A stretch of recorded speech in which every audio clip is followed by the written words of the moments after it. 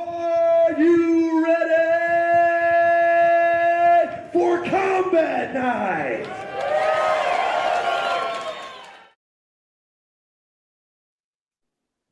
All right, folks, we are back after a jam-packed evening of scraps in Orlando, joined by Mitchell Chamale and Coach Ben Stark. What up?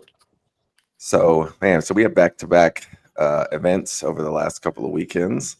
I know, like, the build-up to that is always like fun and exciting because we have so much going on. And then as soon as it's over, it's like, whew, all right, I could take just a little break. And so we get one for a couple of weeks before we almost do it again, to end the year with back-to-back pro shows in Jacksonville and Fort Pierce. So last night, man, we had a stacked card with so much fantastic kickboxing and Muay Thai fights on display there, including our main event. To just kind of kick it off, just let me get each of you to just say a little bit about like what it's like having an amateur card and one that's just filled with so much talent and specifically kickboxing talent.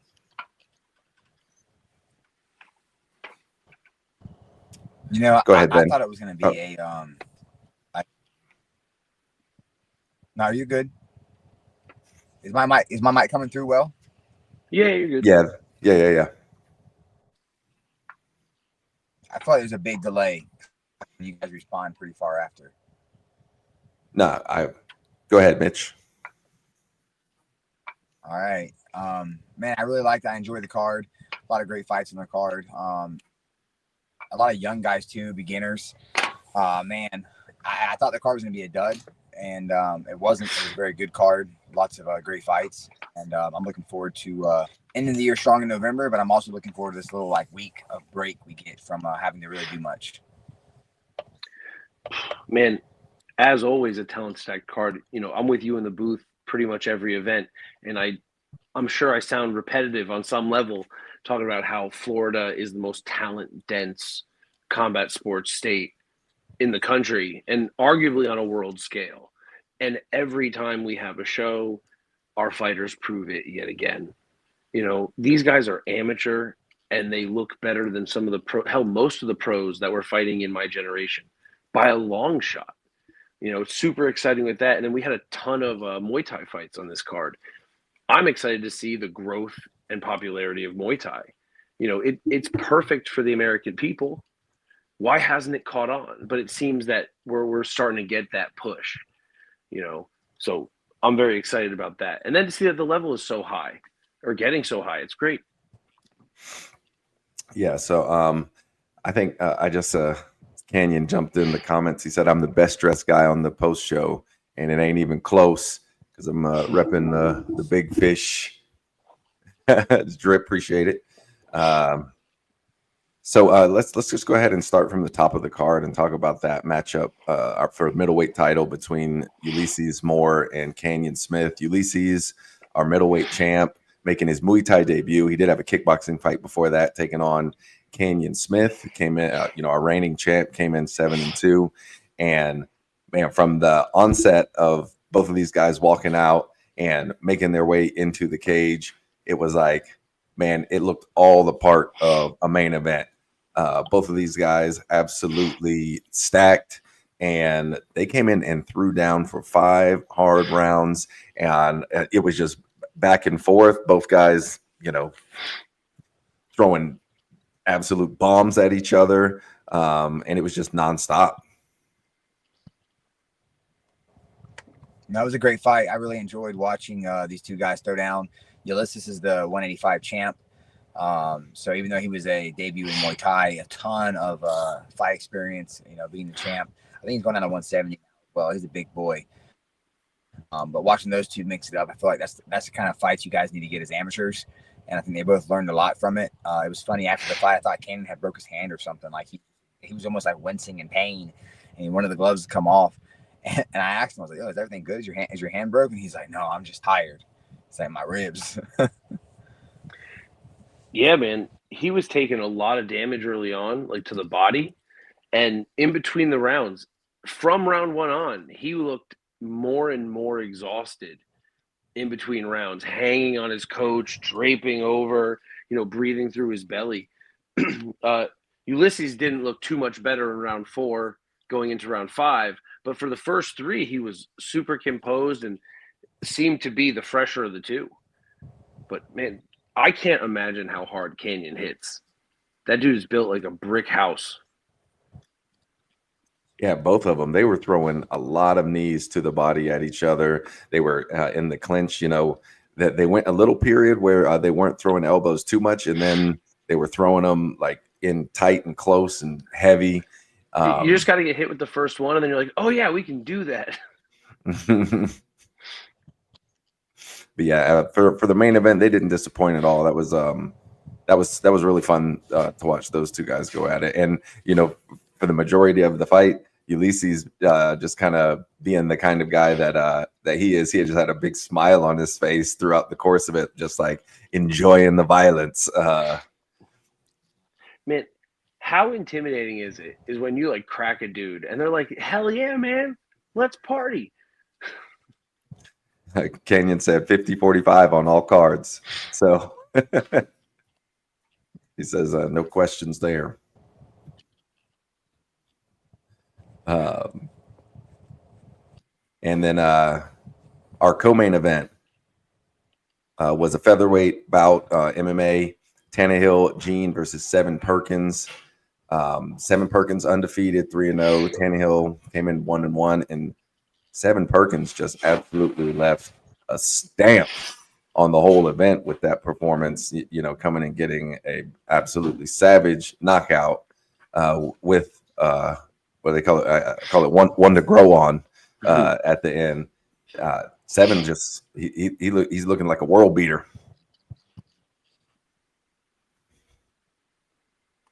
Yeah, he looked really good. I'm excited to see him go pro. He says he's going to go pro in like March or April. But in this fight, great take down the fence. Looked really good, looking calm, composed, and then killer instinct there whenever he dropped his opponent going in for the kill. There's a little back and forth conversation between the guys' coaches that seemed to get a little heated. Can't wait to go back and watch that and see what they were mad about. Dude, Tannehill is a hard dude. He is tough as hell. I remember we saw his debut, then his first loss, and now his fight with Seven. He has not fought easy guys at any turn. And he came into that cage calm, cool, and collected. He looked completely unbothered, like he was joking with the crowd. I noticed when they were announcing Seven and they mentioned his record, Tannehill had his ears plugged just for that 3-second span. Maybe just trying to not get in his own head. You don't want to hear it. Yeah, I mean, fuck your record. But Seven's body kick was the beginning of the end. Tannehill was keeping up with him, and then he took that left kick to the guts, and everything went downhill. I liked how much we saw guys investing in the body. Back in the day, even like 4 or 5 years ago, everyone was only a headhunter. And now you can see like how the game in its whole is evolving. And that's really cool too. Let me I got that. Let me just pull that up.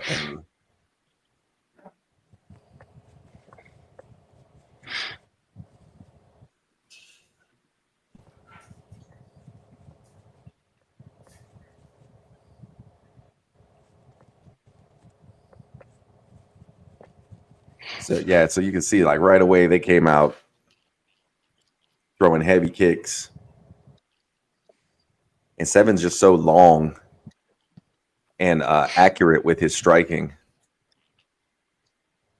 We were discussing it some as well during the fight and Miles talked about it with him afterwards, with regards to like how we've seen him come up through everything, since he was doing like teen kickboxing with us. And just seeing his whole progress has been fun and impressive to watch. His build generates a lot of power. That Dorito back, that big shoulder base and thin waist, the kinetics for a body like that just generate crazy power. You got to think it's a small movement in the foot, a small movement in the hip, which generates a huge movement in the shoulders into those long arms, you got a lot of time to deliver a lot of power. And typically your opponents can't reach you. Even better.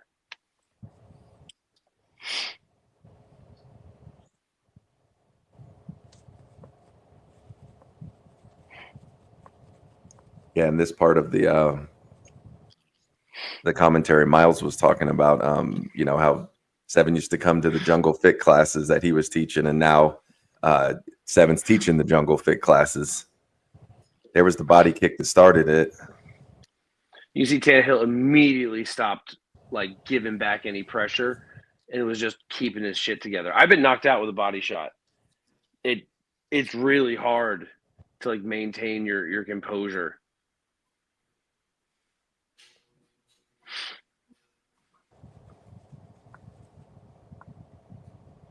Yeah, he looked really good. Ever since he cut off his dreads, man.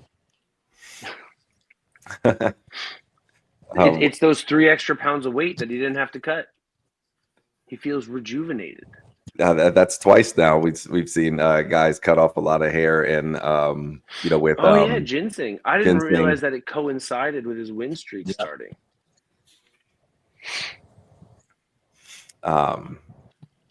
So I mean that was probably the knockout of the night. I'm not sure that we had one that was as clean as that one. And so moving on, talk about some other fights on the card. We had prior to that a bantamweight Muay Thai bout between Luigi Mucchio and Aiden Patrick.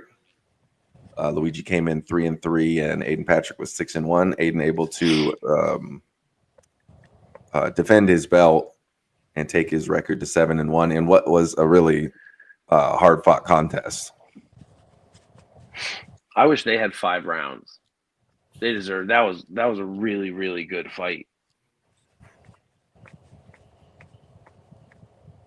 I didn't get a chance to watch a lot of that fight. I was moving and taking care of a few things there, but I know Aiden always comes to throw down. I did get to watch a lot of the first round. It's crazy the cardio these guys have. I really enjoy watching Aiden fight, and the fact that fight came together on a week's notice. Both guys just kind of randomly wanted to fight at the very end and came together. So those guys were definitely staying ready. Man, Mucchio looked really sharp. His clinch was very good. His sweeps were great. He dumped Aiden bad and in high volume 3 times in the first, I think twice in the second and once in the third. And he made it look real easy. None of them were forced. But on the outside, Aiden was king. His reach was crazy. I think he like a full chest and head bigger than his opponent, and he was working well on the outside. And he's got some awkward angles, overhanded straights and stuff, and he was cracking Mucchio up. Prior to that, we had a flyweight bout between Harvey Ridings and Lucas Smith. This fight had a lot of anticipation around these guys competing. Harvey 3-0, and Lucas Smith 1-0. Lucas Smith able to secure the victory via an anaconda choke in round 2, and post-fight said, basically called out everyone and said, if the fight hits the ground, I'll submit any man in the world. At but 125. At 125. I was really excited for this fight. I like Harvey a lot. I like what he brings to the cage. Entertainment value. Always comes to fight, puts on a show, looks for finishes. Lucas has only fought with us once, but I do get the pleasure of he's one of the guys I get to train with here and there at Fusion, so I know what a hungry kid he is. It's funny. I was there the first day he walked in, which was not that long ago, and he has just been on a tear. He trains a lot. He wants to get better, and I think he's one of those guys that as long as he stays healthy and doesn't do anything stupid, he'll have a pretty long career. I think both these guys will. They both tend to be pretty do it and wanting to make a career out of it. I think this fight could have been for a belt had they both had a couple more fights. High level guys. Harvey actually, I think, shocked everybody with his stand up, except for maybe the Jungle. But he came out looking really good on his feet, was piecing Lucas up. I thought he won the first round. I'm honestly not even sure why he shot. But maybe just instinctual or habit. But I thought that Thought it was, you're winning the fight on the feet. Maybe he just wanted to see what it was like on the ground. But Lucas, man, wrapped up that choke right away. It was nasty. I don't remember if it was a Darce or an Anaconda. I think it might have been an Anaconda. Mm-hmm. But it was a wrap. You could just see how tight he had it in. He has those long arms. That's a nightmare to deal with. I mean, Lucas has improved so much from his first, or maybe we didn't get to see his striking in the first. Let's say that. But in the first round, Henry was dominating. He was able to take away the space and strike while doing so. But every single one of his counter entrances were identical. And as they got on in time, Smith got his timing down, and Henry couldn't reach him anymore. Once Smith got his space, he was having Henry miss. He was out the door on his third strike, and punishing him. That's why Henry started shooting, I think, because he wasn't landing. When he did in the first, he was hitting heavy. He bloodied Smith's nose up. But as soon as they tangled, the Anaconda was on. That his length, like another height difference, just like in the Patrick fight, a full chest and head above. That's a huge advantage. Yeah, there was a point early on in that fight where I don't remember exactly what the sequence, but Lucas ended up on his butt and stayed there for a second, kind of like come on down. And Harvey backed off. He got back up and they got back into back and forth exchanges on the feet. And then Harvey initiated the takedown that ultimately led to his demise. And, he's got to feel super confident in that approach with his wrestling background. But obviously Lucas is very comfortable on the ground. And post-fight, it was cool to see Lucas get the love from the vets on his team at Fusion with some of the UFC guys, Phil Rowe and Terrence McKinney getting in the cage with him. And that probably speaks to the work ethic they see from this kid in the gym, that they would, get in there and show him that love.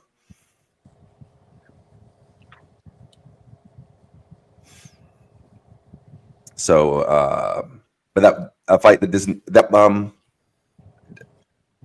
don't recall if we ever said anything about like what was like fight of the night or No, that was probably definitely submission of the night though. Submission of the night, yeah. Canyon and Ulysses probably got fight of the night. That was a pretty agreed. The chins on both of those guys. I mean, Canyon, man, he hit Ulysses down the pipe with some shots that. Yeah, definitely. He was snapping his head back, and Ulysses was just a tank. Didn't phase him. Came forward. It's pretty dope to watch. So prior to that MMA flyweight bout, we had a bantamweight bout between Marcus Flamingo and Sam Bastos. Marcus was making his debut. Sam came in with a 1-0 record. Marcus ended up picking up his first win via unanimous decision. Good fight. Real competitive. Sam had it in the some solid positions in the first round. Potentially could have finished the fight, wasn't able to. And it was the wrestling of Fleming just was too much for Sam.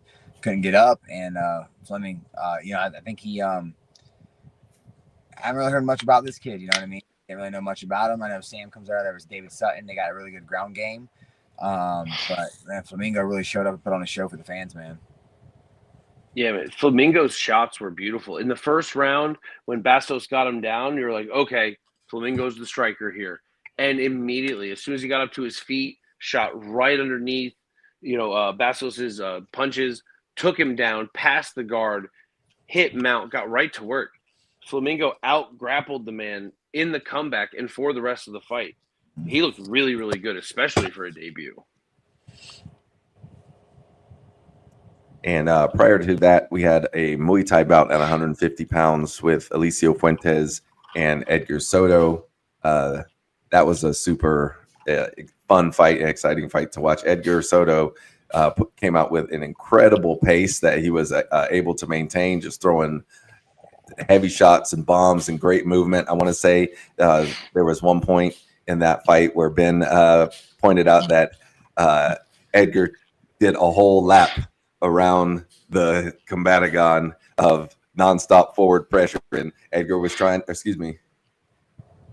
was trying to just circle out of it, and Edgar just kept controlling the distance and keeping him in there. And it was like a lap and a half of him just throwing shots, chasing him around.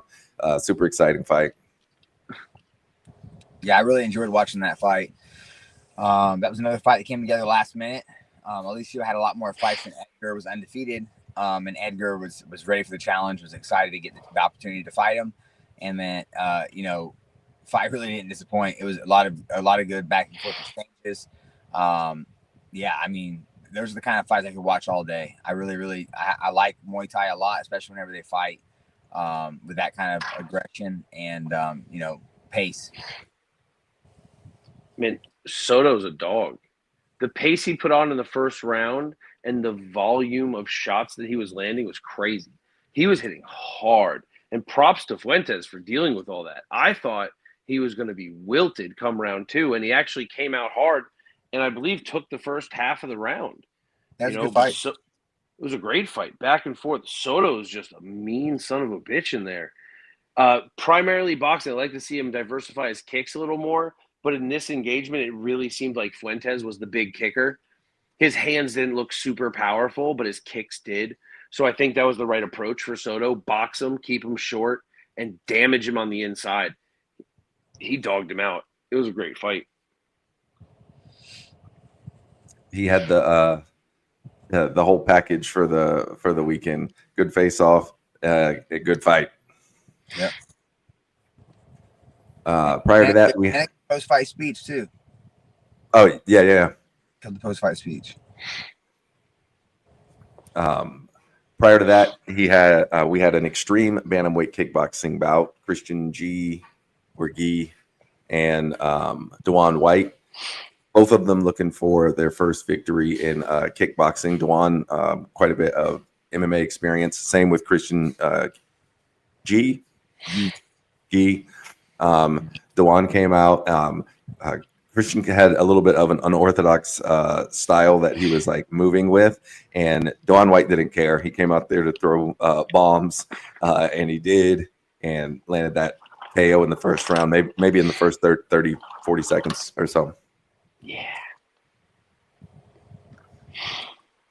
Yeah, that's how a guy, shorter guy against a taller guy's got to fight.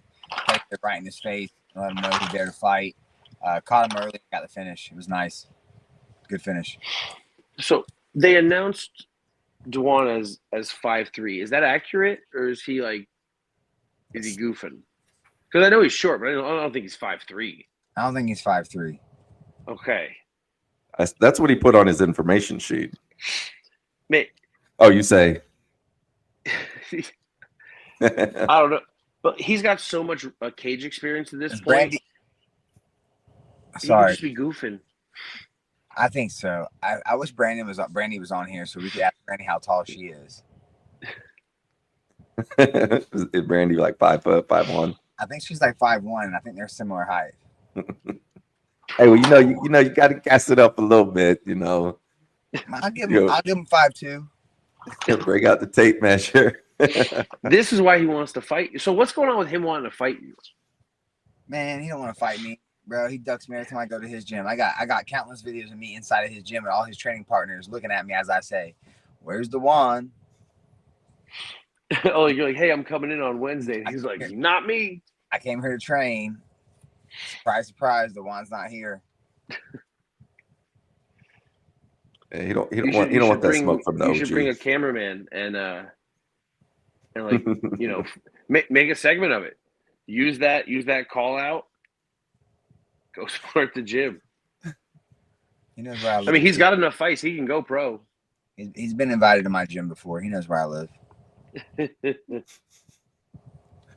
Prior to that, we had a featherweight MMA bout. Dijon Greer and Gabriel Camilo. My understanding, that's another fight that came together last minute. But those guys were down to scrap. Gabriel Camilo won via TKO in round 2 after 2 pretty solid, intense rounds of action. Man, Dijon Greer, I don't know how his neck is built, but my God, I want to know how he feels today. He was moving in some kind of way. I'm surprised he even had gas after that to even fight anymore. I'm really excited to actually see him get back in there. He was all smiles the whole time. He's a pleasure to work with. I really enjoyed working with him. Camilo, the polar opposite in terms of like persona. He was very serious. He as well. The back and forth in that first round were pretty intense. Good fight. It sounds like I missed a good one. I had to leave as they were coming out to go wrap some hands, but it seemed to go quick. I think I finished one guy and I turn around and they're already back in the back room.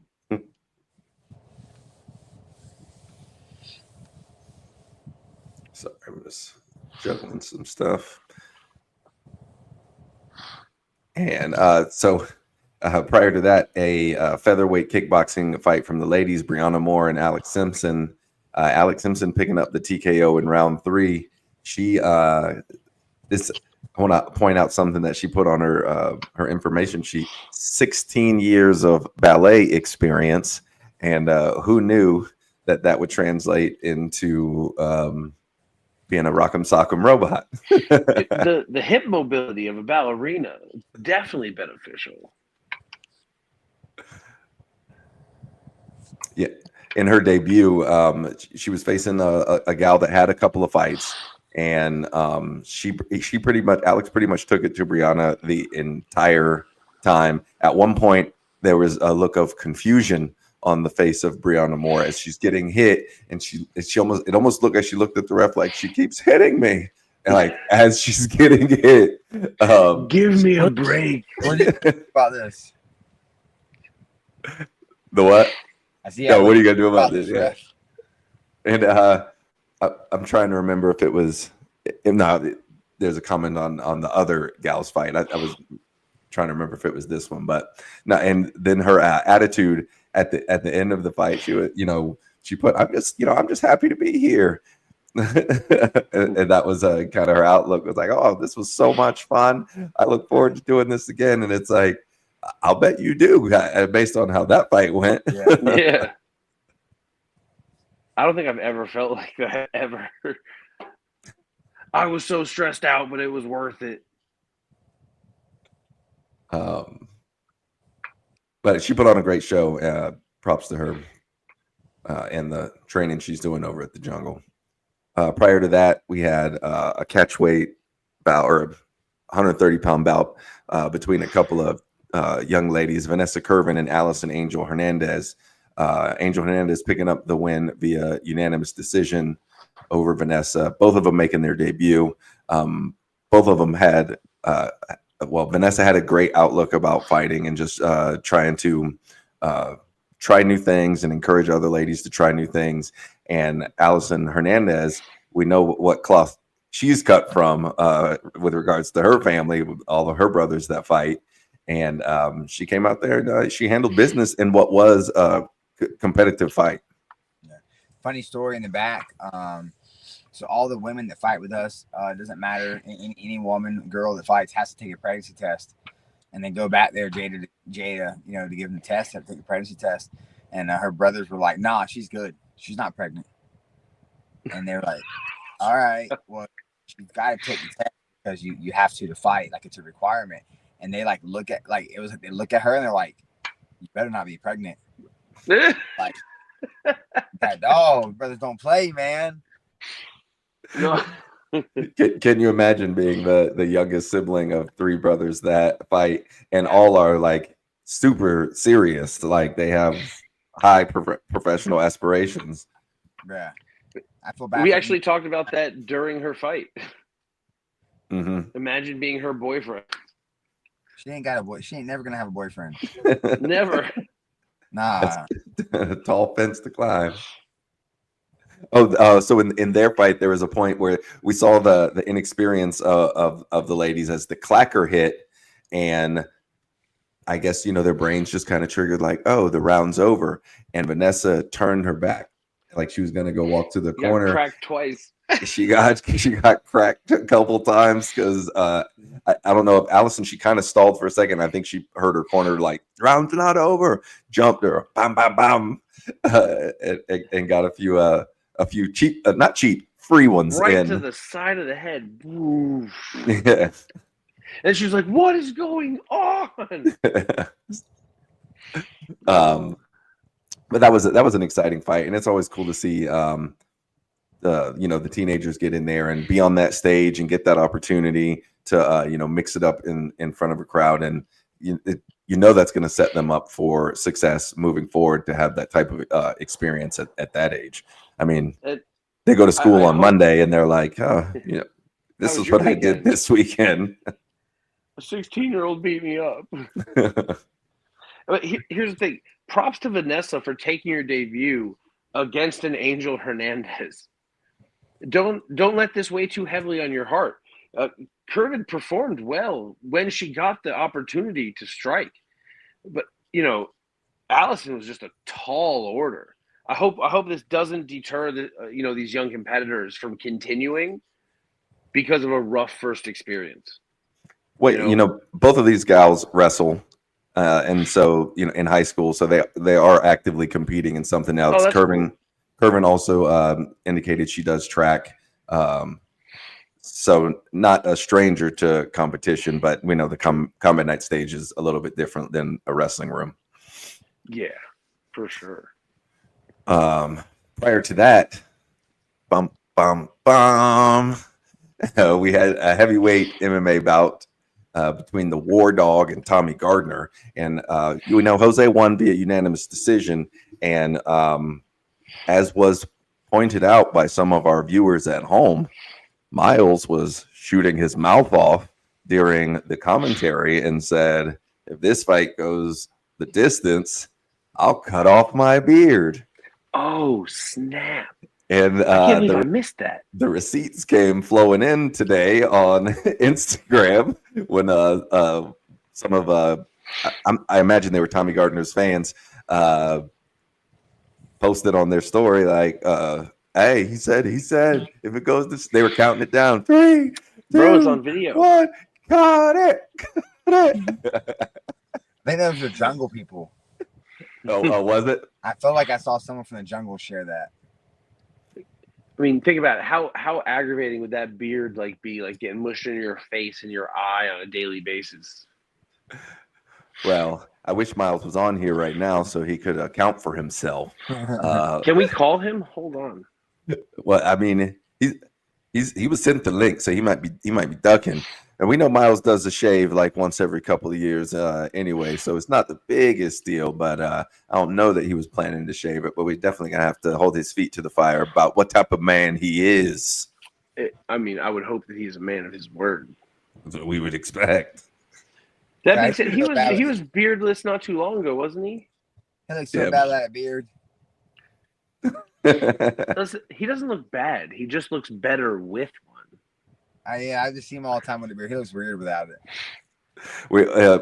Does Charlie prefer with beard or? I think without the beard is whenever she stopped liking him whenever. And now he's got it back again. Now she's cool with him again. So he's about to lose Charlie again. Well, we'll just see if we can make him pay up on the live. Shouldn't have to make him. A man keeps his word. Neither one of those guys have ever finished a fight. I don't think Jose Avila. I think his fights have went to decisions. And Gardner was a debut, so that was a question mark. So and they're heavyweights. Once they get tired. Well, that's just it. It's like if it don't happen in one, probably not happening. But it was funny to see to wake up this morning and see that story. On Instagram where these guys are. I also just love seeing stories where people are having watch parties, enjoying our pay-per-view. I love when they do that. Prior to that fight, we had a kickboxing bout at 155 pounds. Carlo Calillo and Stephen Gray. Carlo came in 1-0. Stephen Gray looking for his first win. And Carlo ends up winning via TKO. I did not indicate the round on my notes, so I don't recall. It was round 1 in 53 seconds, maybe a minute 10 at most. Straight gas, all cylinders, 100%, and bro, get his feet underneath him. Dude, Colalilo is a prospect. He looks fantastic. He looks mean as hell, and his punches were better because he uses fight tape. But man, these Ancient City guys, I think their last set of fights was at Combat Night Fort Lauderdale a few months back, and they went 4-0 on the night, and all their guys had finishes, knockouts. Yeah, it was Tallahassee. I don't know what they're doing, but they're doing a good job of it right now. Our second fight of the night was a Muay Thai bout at 155 pounds between Gavin Coca and Corey Castelline, both of them making their debut, and Castelline came away with the unanimous decision. What a great fight between two debut guys. You wouldn't think that. I thought they both looked really good, really composed. It was a great fight to start the night off really early. Got the fans going. They both had a pretty good little fan base there that were getting hype. I really enjoyed that fight. Man, that was a battle. Like, I kind of sold Castelline short because he was like, I'm just happy I'm fighting. Whatever happens now, anytime you hear that guy gets his ass beat. And that was not the case today. I thought Coca was the guy, really just because of his statement before the fight. And Coca looked really good at that long range. I believe he's more of a karate background. But Castelline realized, if I get to punching, kneeing distance, I am dominant. And he just threw everything, the kitchen sink, at this man. Worked the body like George Foreman back in the day. Just put his head in his chest and just ripped 3 shots to the guts and 1 up top. And he was banging on Coca. Crazy. Good performance. At one point, he just put his hands on his face and ran Coca into the cage. Crazy aggressive. In his the info he gave us, he said, it was a dream come true for him to have the courage to step in the cage, and he felt like that was his ultimate goal. And we're just commenting on the tier of goals that you might have as you're making your way to the cage. One of and Ben listed off like all the battles from the weight cut is one of them, and then face off and actually showing up to the fight, and then of course there's winning the fight as being one of those things that you're trying to do. But he was just very pleased with himself for the progress that he's made to this point of just like he said, getting the courage to actually take a fight and then make the walk and get in there. And obviously he was ready. Yeah, he looked good. He looked awesome. And it was a continuation because the very first fight of the night, Nicholas Rubino and Devin Davis, they started the night with an incredible pace of action through their fight. Devin Davis picked up the win via unanimous decision, but this is, a couple of young guys, 18, 19 years old. And as soon as the card started, they got the action popping. Man, I only caught the last round and maybe the last 30, 40 seconds of the second, but those kids were nonstop. Devin Davis was so aggressive. He was like leaning in on his punches, drilling his opponent. Honestly, like if you could settle him down a little bit, kind of keep his base, he's going to be way more dangerous. But that's just going to be a piece of maturity. Look, awesome. Davis looks great.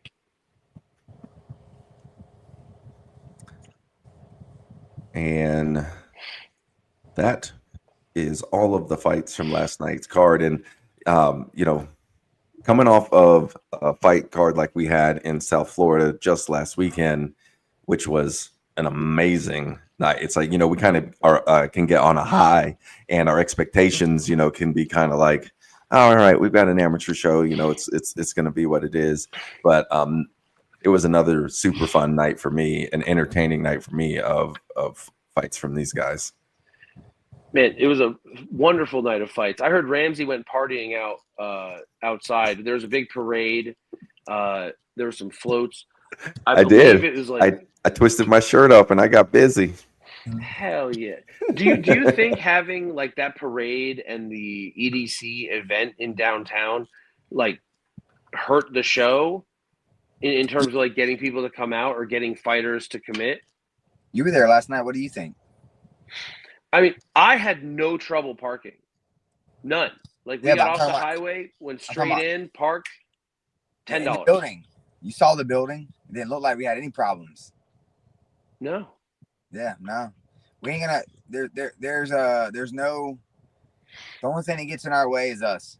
If we don't get in our own way, I don't care if there's a pride parade out the front door of our venue. We're still going to sell out the venue. We're still going to pack the house. And we're still going to have some great fights. And I'm pretty sure. Yeah, back-to-back years, both times Pride Festival, both times. And another event we had at that location, there was an Olympic marathon. There was the NFL Pro Bowl game being in town, and we got a primo promoter, so he doesn't have a problem filling up the house. Yeah, I don't care what event's going on. It's got nothing to do with me. Well, that is the coverage of those fights, and we have a couple of events coming up in a couple of weeks. So we got 2 weeks off, and then we will be in Jacksonville for Combat Night Pro at the what's Prime the venue? Osborne. Prime Osborne. I kept wanting to say Omni for some reason at the Prime Osborne. That card is shaping up to be awesome. The names that you're dropping, I have a wedding that day. I'm not going to be able to be there, but I wish I was. Jacksonville always delivers. Every Jacksonville show I've been to as a coach or a commentator delivers every time. It's always good. Yeah, they're fun shows for sure. So we'll bring our little pre-show dance to that Friday night before that event, and but next week we'll get somebody in the studio here in Orlando and bring you another podcast. We'll have a fighter or somebody of influence in our community to introduce you to and help you get to know better. Any parting words, gents? I'm gonna go straight and go to sleep after this. Thanks for watching. Follow everyone here. You can see the socials. Check them out. Follow mine. Subscribe to Combat Night. Yeah, well said. You guys. All right, guys. Later on. Peace. Are you ready for Combat Night?